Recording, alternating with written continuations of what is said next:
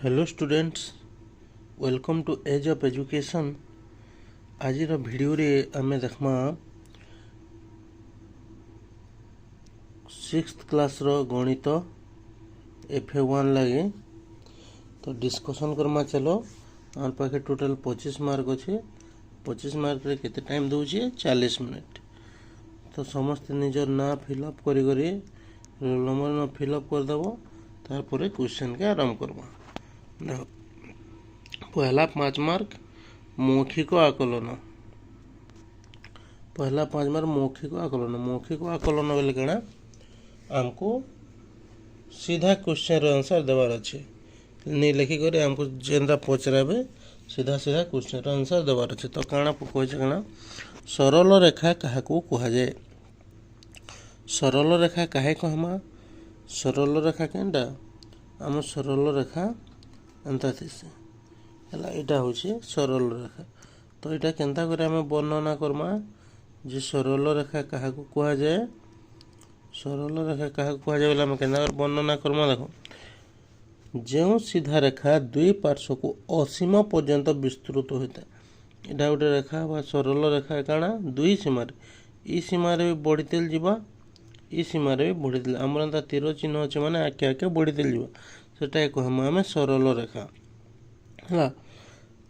तो आंसर भल से सुन समझते। जो सीधा रेखा बा जो रेखा दुई पार्श्व को असीम पर्यंत विस्तृत होता है बा असीम पर्यंत विस्तार होता है ताहाको सरल रेखा कहमा। एतिर कौनसी प्रांत बिंदु न थाए।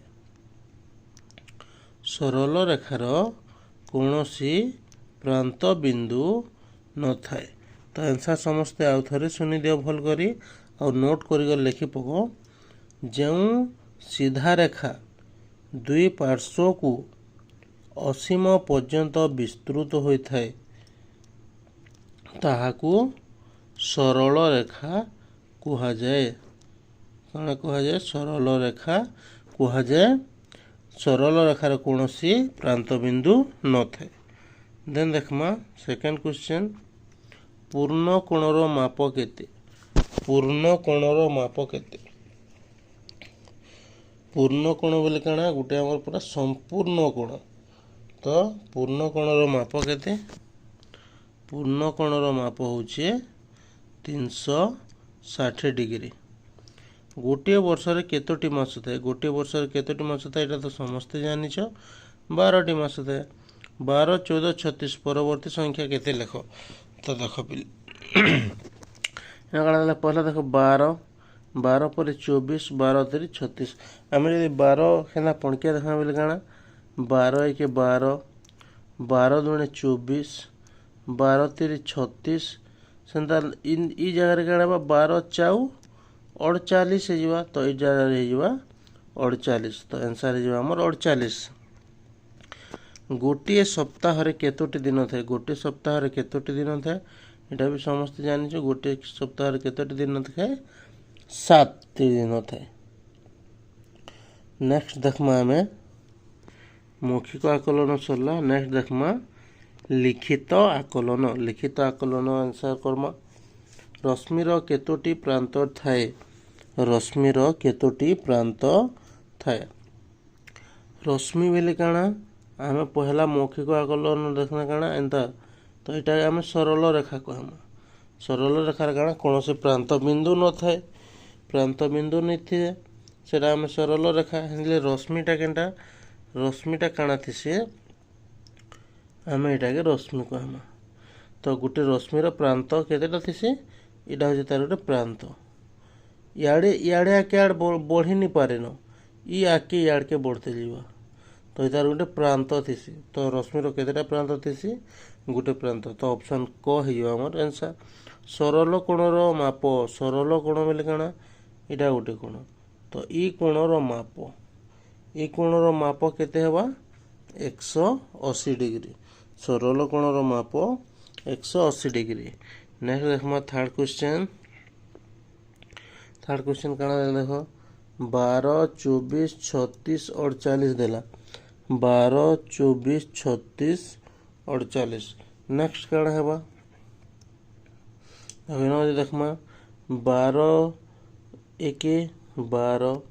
2 नंबर देखिए 12 दूणे 24 3 नंबर 12 3 36 4 नंबर काଣା 12 चाउ कले आम 48 पाइमा सेन्ता 5 नंबर काଣା हम 12 जब 5 गुण न करमा काଣା 12 5 60 तो आमर एनसर जगह के 60 ऑप्शन ख हो एनसर।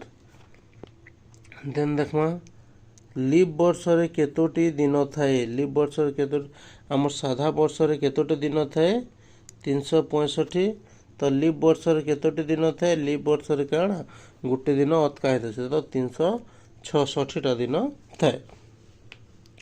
देन देखमा आमे 1 नंबर प्रश्न 1 रो लास्ट नंबर 26 जनवरी 2026 सोमवार पड़ी यही तारीख ओ 12 पुनरावृत्ति पुणी क्यों वर्ष रे हेबो 26 जनवरी 2026 सोमवार पड़ी यह तो तार पुनरावृत्ति के पुनरावृत्ति के 2037 रे 2037 रे क्या पुनरावृत्ति हेबा बेले आम साधारण कैलेंडर काଣା केते वर्ष रे गोटे पुनरावृत्ति हेसी 11 वर्ष रे 11 वर्ष जदि पुनरावृत्ति हेबा 2026 रे जदि आम 11 जोग करमा बेले केते हेबा 2037 रे सेटा आउ थरे से दिन रे आसबा। नेक्स्ट आम देखमा प्रश्न 2 रो उत्तर देमा काଣା प्रश्न 2टा काଣା कहि देखो 2 मार्कियाटा 2टा 4 मार्क अच्छे 2 मार्कियाटा 2टा 4 मार्क अच्छे तो देखो रेखाखंड और रश्मि मध्य पार्थक्य लेख रेखाखंड और रश्मि मध्य पार्थक्य लेख बोलছি रेखाखंड बोले काଣା आरो रश्मि बोले काଣା तो रेखाखंड काहे कहमा रेखाखंड रेखाखंड काଣା रेखाखंड काଣା एंता जिन साधा गाट थी से हूँ रेखाखंड तो आम रेखाखंड केन्दा कर लिखमा जेउ रेखार दुईटी प्रांत बिंदु जेउ रेखार दुईटी प्रांत बिंदु थाए ताहाकू काଣା कहमा ताहाकू रेखाखंड कुहा जाए ताहाकू रेखाखंड कुहा जाए।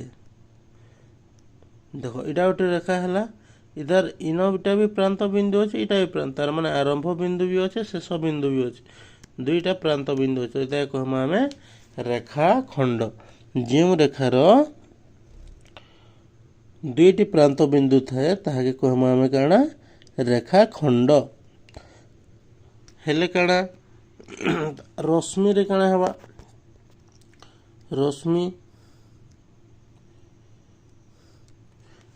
काଣା कि आम एटा गोटे रेखा है हेले काଣା इन गोटे प्रांत बिंदु थी आ गोटे आड़े काଣା असीम पर्यंत विस्तृत हेसी सेटा के आम कहमा रश्मि तो रश्मि काଣା लिखमा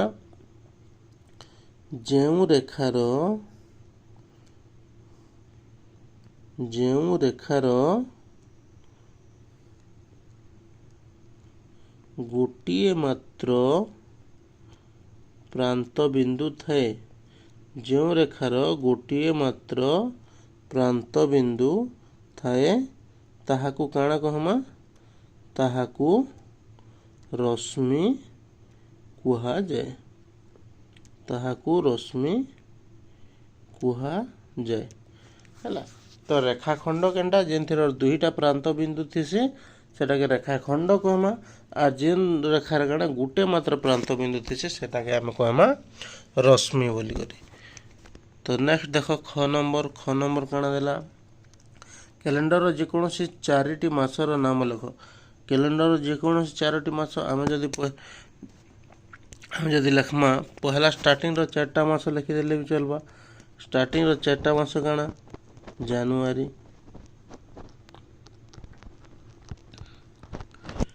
दुई नंबर मास काଣା आसी फेब्रुआरी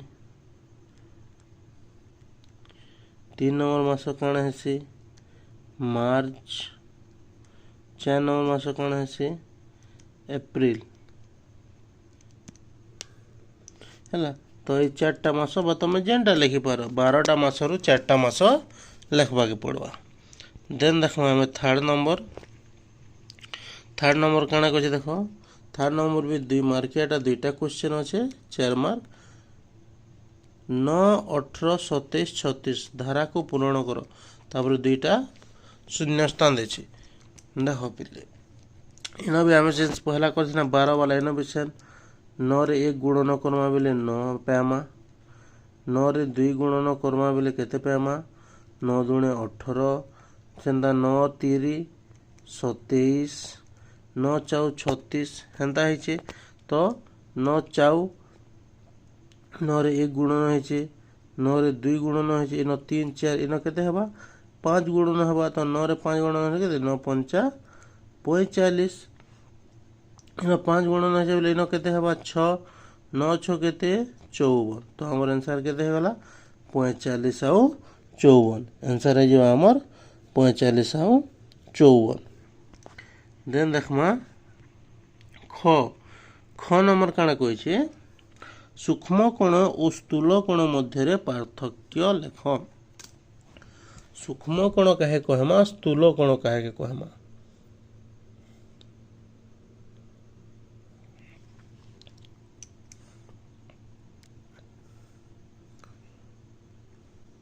सूक्ष्म कोण किए जेन कोणर परिमाप गोटे कोण मन कर तो जेन कोणर परिमाप 0 डिग्री रु अतका आ 90 डिग्री रु कम होती तो यीटा के कहमा आम सूक्ष्म कोण। तो समस्ते भल से सुना नोट कर नियो जो कोणर माप 0 डिग्री रु अधिक एवं 90 डिग्री रु कम होए ताहाकू सूक्ष्म कोण कुहा जाए। सेंता स्थूल कोण काहे कमा स्थूल कोण जो कोणर माप 90 डिग्री रु अधिक एवं 180 डिग्री रु कम ताहाकू स्थूल कोण कुहा जाए। जेन डिग्री रो काना 90 डिग्री रु अधिका आ 180 डिग्री रु कम हेबा हैला। तो आमरी कोण के हम स्थूल कोण बोली करी कहमा 90 डिग्री रु अधिका हेबा आरु काना हेबा 180 डिग्री रु कम हेतबा सता कहमा स्थूल कोण। तो समस्त आघा भल से सुनी कर नोट कर नियो जो कोणर परिमाप 0 डिग्री रु अधिक एवं 90 डिग्री रु कम हुए ताहाकू सूक्ष्म कोण कहा जाए एवं जो कोणर परिमाप 90 डिग्री रु अधिक एवं 180 डिग्री रु कम ताहाकू स्थूल कोण कहा जाए। देन देखमा आम 4 नंबर क्वेश्चन काना कहे उत्तर दियो बोलछे प्रोजेक्ट आकलन देछि पिले हमर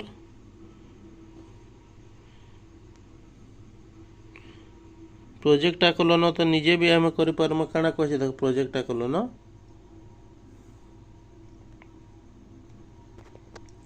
गोटे कैलेंडर संग्रह कर सेथिरे थिबा समस्त रविवार को चिन्हट कर मासटीर मोट दिन संख्या देख तार माने निजे कौन से गोटे कैलेंडर आनबो जेन थिरे काना प्रत्येक रविवार के चिन्हट करबो आर से मासरे केतेटा दिन अच्छे सेटा के लिखबो हला सेटा निजे करबो गोटे कैलेंडर रे हम जंता रविवार सोमवार मंगलवार बुधवार गुरुवार शुक्रवार शनिवार से ताना प्रत्येक रविवार के चिन्हट करबो हला आर मासरे केतेटा दिन अच्छे जे सेटा के लिखबो। तो हमर सबू कंप्लीट हैला।